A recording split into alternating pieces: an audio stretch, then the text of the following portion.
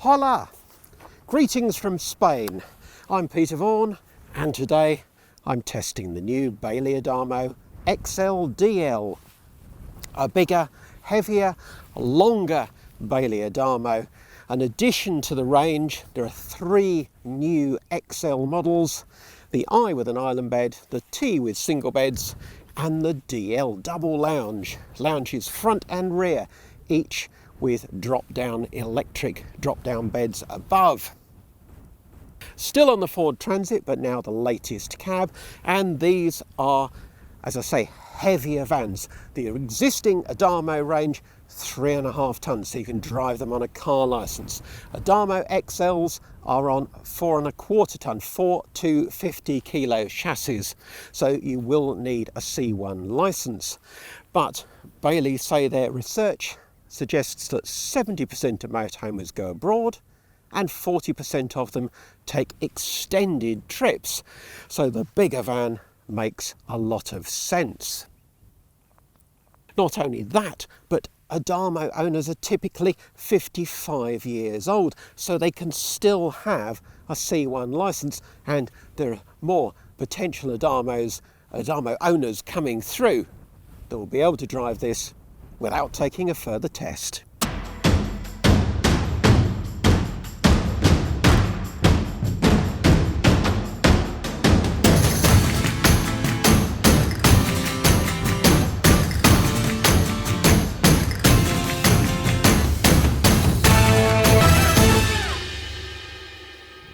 In the existing Adamo range, the 75-4DL was the most popular and still is the most popular layout. But at 7.48 metres long on a 3.5 tonne chassis, payload is compromised, of course, 340 kilos. By going to this bigger van, despite the fact it's longer, now 8.04 metres long, this van has a much greater payload of 866 kilos, so much more potential for those long tours around Europe. And look at the view where we are. Wouldn't you want to have a long tour here? But on this hilltop, I'm getting more than a little windswept, and the van's rocking on its suspension. So let's move to somewhere a little calmer for the rest of the filming.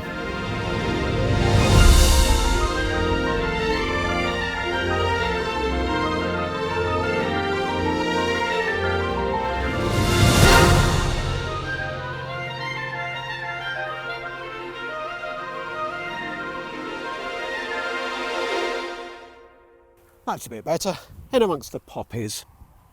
So, overall dimensions, 8.04 metres long, as I say, 2.86 metres high, and 2.39 metres wide, so quite a wide motorhome. The base vehicle comes as standard with a 165 horsepower engine and the 8-speed automatic gearbox. And this is a 5-berth, 5 travel seat motorhome. Price, $84,999, which is just £5,000 more than its shorter sister model, that's 75-4DL. Whilst there are no factory fitted options from Bailey, this van does have a couple of accessories from Prima on it. Those are the headlight protectors, the mirror protectors, and the cab carpet. Looking along the near side, where you've got your mains hookup socket here.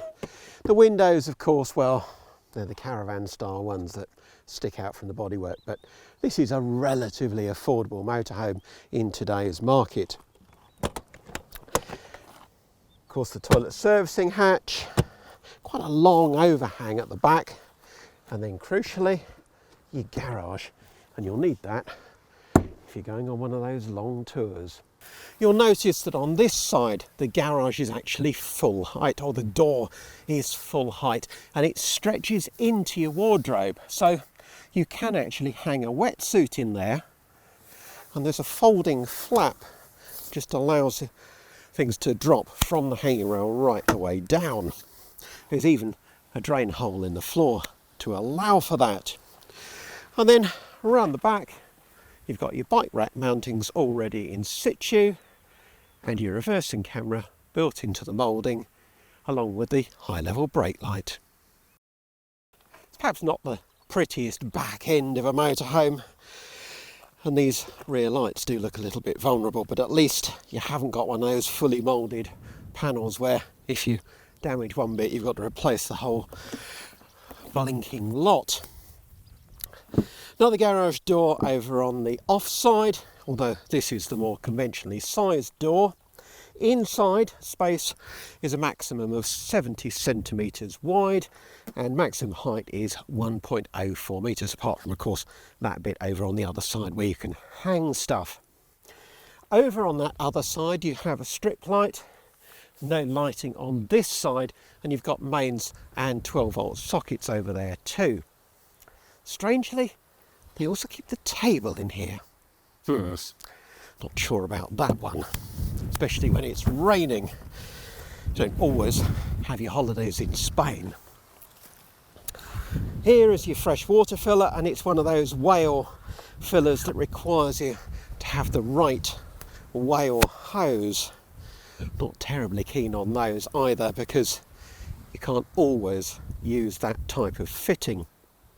But water tank capacities are good, 100 litres for fresh, that's inboard, and 100 litres for waste, underslung. And the waste tank is drained with a nice simple T-handle. You'll also notice while looking underneath that the chassis is extended right the way back, which is always a good thing, but there's no spare wheel under there. Then further along you've got your gas locker, and that will take 1.6 and 1.11 kilo cylinder, although they are one behind the other, so you have to get one out, well, both of them out if you're changing the one at the front.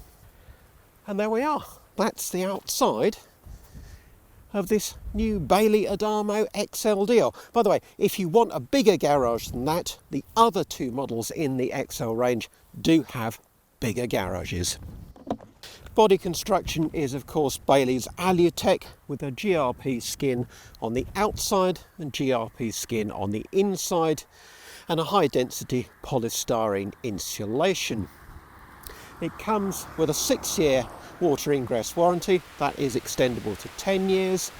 The habitation area has a 3-year warranty, and that is extendable to 6 years, and Ford give you a 3-year warranty on the base vehicle. Finally, heating on these XL models is upgraded to Truma's Combi 6E gas and electric system, so the more powerful Truma Combi. Now, time to go and have a look inside. When you come in, it's very clear that you're in a large motorhome. This vehicle feels every bit of its 8 metres long. In fact, it's definitely not a van that just gives you the bare essentials. It's all about having lots of comfort and space on site. So you've got this big front lounge, quite different to the 75 Ford DL, because you've got this L-shape arrangement here and a straight bench settee on the other side.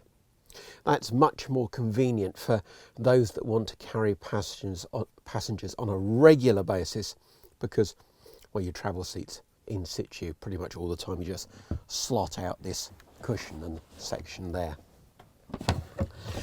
It has got 5 travel seats, and I'll show those in a bit, but really I wanted to show you the space up here. You know, I've been touring with colleagues, film crew, people from Bailey, and there is room for 8-9 people in this van, no trouble at all.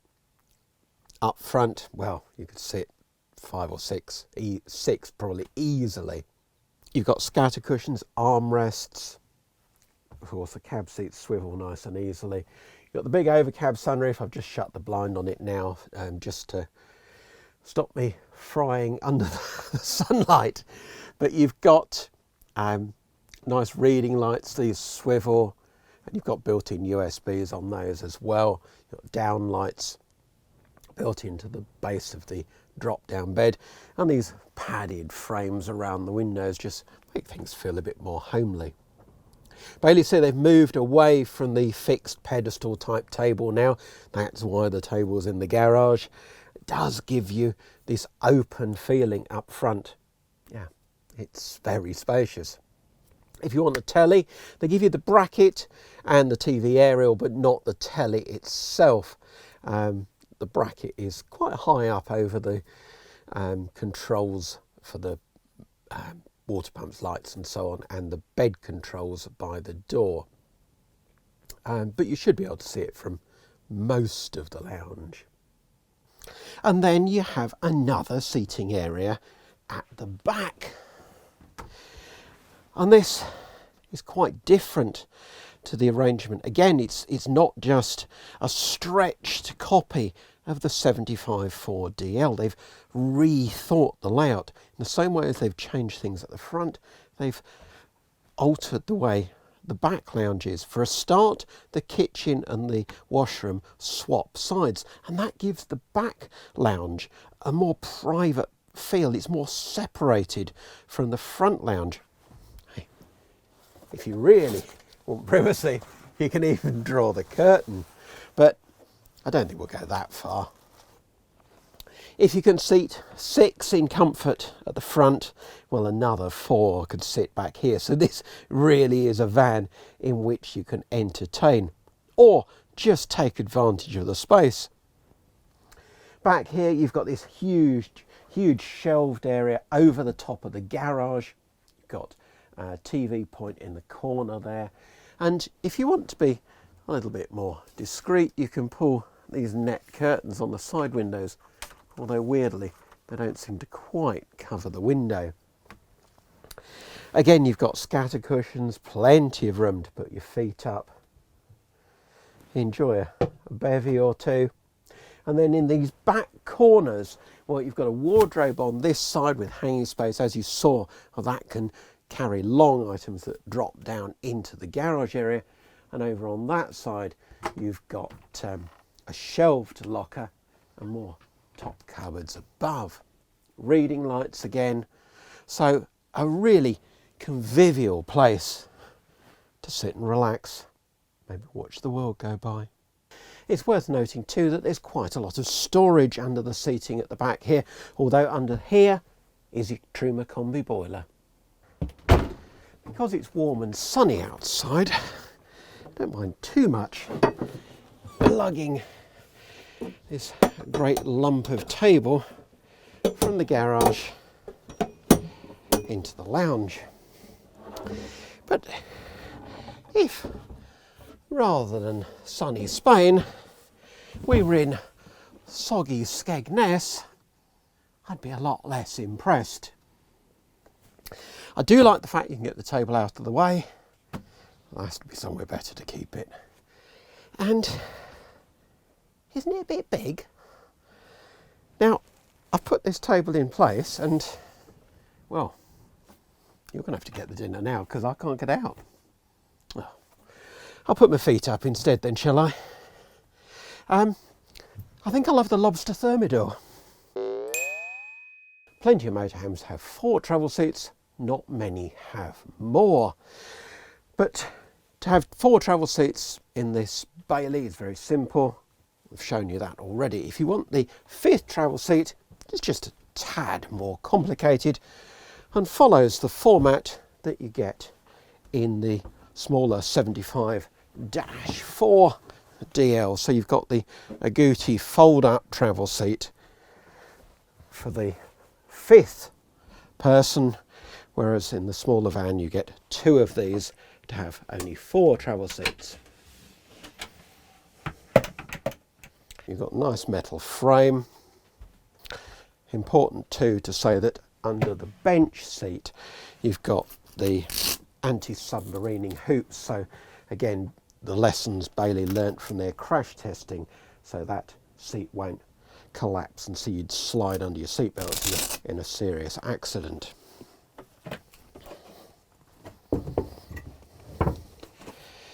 Just strap the cushions to the frame and there you go. 3 forward-facing rear seats with 3-point belts. Are you happy, kids? And if your kids are barely old enough to go with you, well, you have got Isofix on this position and on this one. So to the kitchen, and to be fair, it's what you expect of a big British motorhome. So there's plenty of worktop. No, maybe it's better than you expect in a lot of British motorhomes, because I like the fact that they've covered the glass lid of the Thetford hob. That seems so much more practical to me than a glass lid.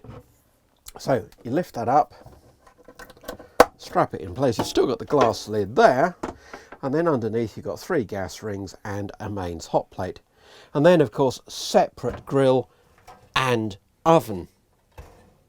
Beyond that, you've got a compressor fridge, because Bailey's research, and I back it up 100%, is that these compressor fridges are much more effective in hot weather, like you get when you're touring Spain.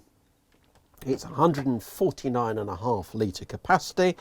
You've got a slide out bottle drawer at the bottom and a 17 litre freezer compartment at the top. So lots of lovely worktop. You've got one of these fancy taps that pulls out and hose round everything.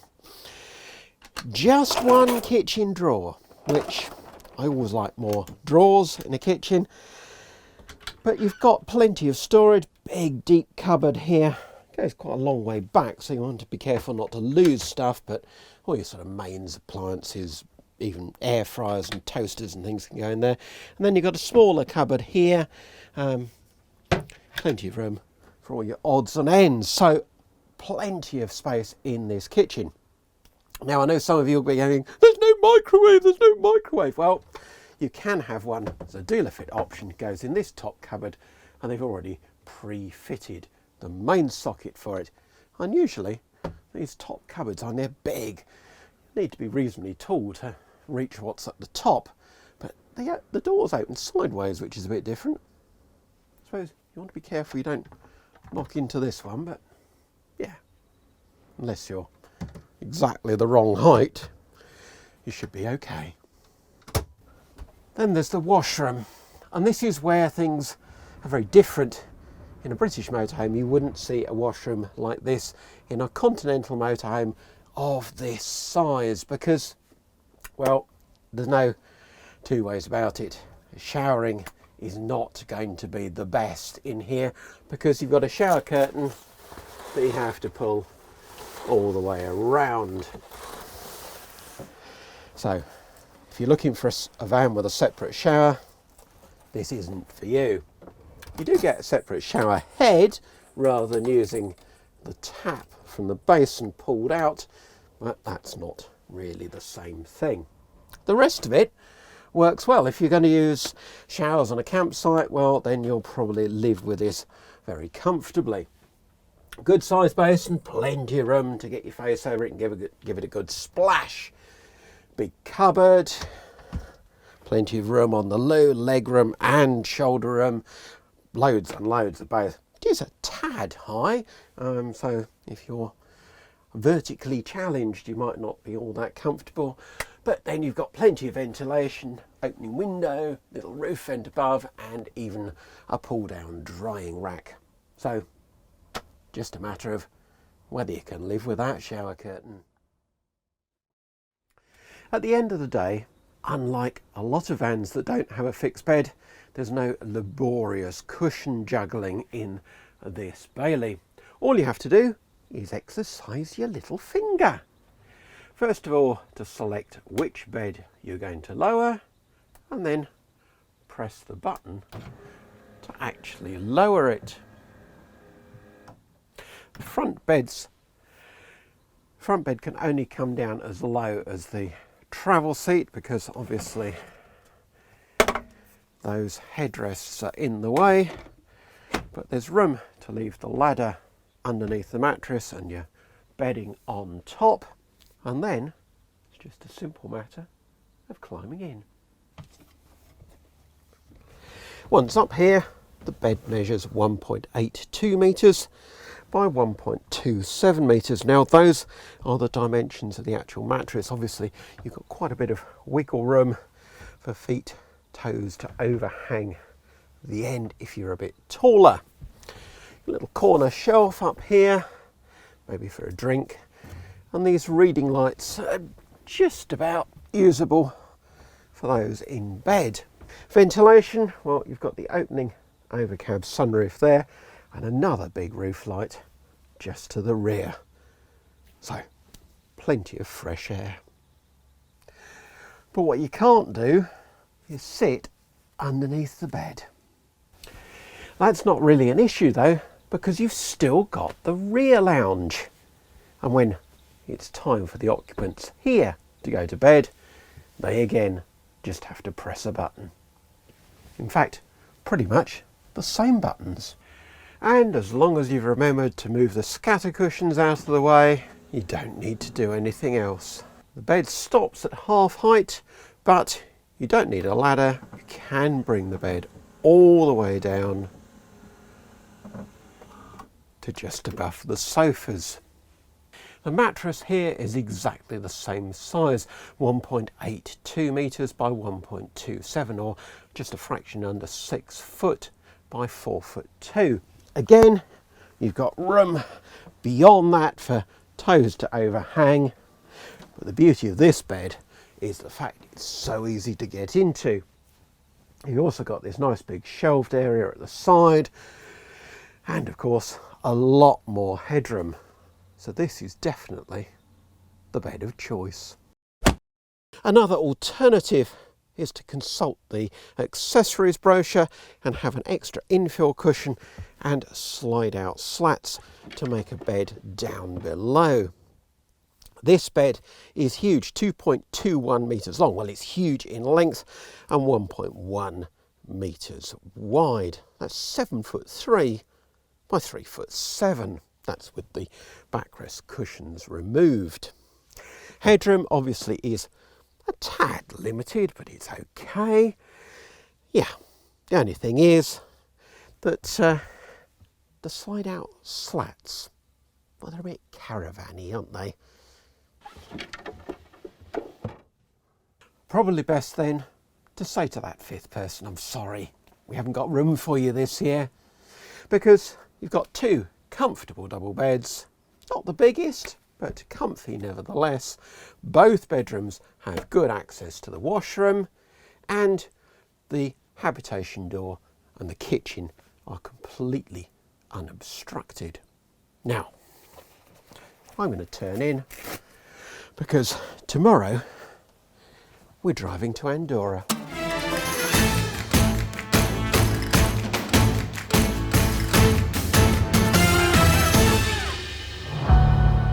So we've left Spain behind and we're now, as you can see, in the mountains of Andorra at over 7,500 feet. How then has the Ford Bailey combination worked? Well, this is a big van. I think it's probably the biggest motorhome that's available in the UK on a Ford Transit chassis at the moment at over 8 metres. But it doesn't seem to struggle at all. It's a 165 horsepower engine as standard, and we've come up, well, you can see where we are, we've come up some amazing roads, really quite challenging gradients. It's just not an issue at all. And the automatic box makes life very, very easy, 8-speed now, and with this rotary control rather than the old stick. Looks a bit odd, but it works. It's very easy to use, and you've pressed the button in the middle where marked M, and you can manually override it and use the paddles if you want to. Quite handy going down some of the steep gradients to override it and just change down. It's clearly a big van, but apart from manoeuvring it around some trees on the site last night, that hasn't been an issue. And we've been quite heavily laden at times, travelling 4 up and loads of gear. full water tank, that sort of thing. So certainly haven't been lightly laden, and very comfortable cruising at 70 on the motorway as we motored up through Spain yesterday. The mirrors give you good visibility, important on a road like this where sometimes you get somebody impatient that wants to come past, a local perhaps. And even unusually for something of this size, you even got a little bit of through vision from the centre mirror. Not a lot, but all helps. Got front parking sensors as well. And then on the base vehicle side, you've got the intelligent speed assist that warns you if you're going over the speed limit. You can cancel that, but you have to do it every time you drive. You've also got lane assistance and autonomous emergency braking if it thinks you're going to crash into something. But I think the key thing is that with this 165 horsepower engine and the 8-speed automatic box, it copes really well with a motorhome of this size. It's a softer ride than you get in a Fiat, but without too much lean and sway. And this road is quite twisty, and you know, we're not leaning as we go around the corners. It was stable on the motorway too in quite windy conditions. So really a very pleasant surprise on the road for something so big.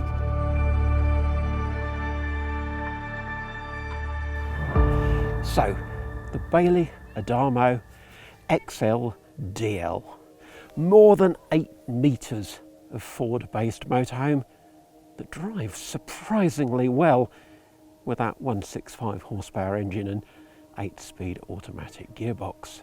It copes with these mountain roads better than I would ever have expected. Living on board, well, we've had up to 10 people sitting in it at times and prepared food for those 10 people.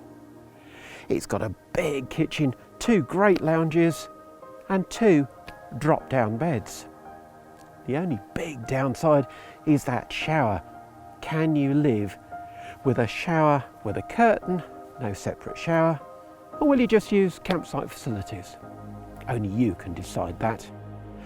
I've decided that if this is the sort of layout that you like, with 2 lounges and lots of space, you need to put this XL-DL on your shopping list. Thanks for watching. Thanks for sharing with me this beautiful Andorran view. Keep watching, keep subscribing please. More motorhome reviews coming soon.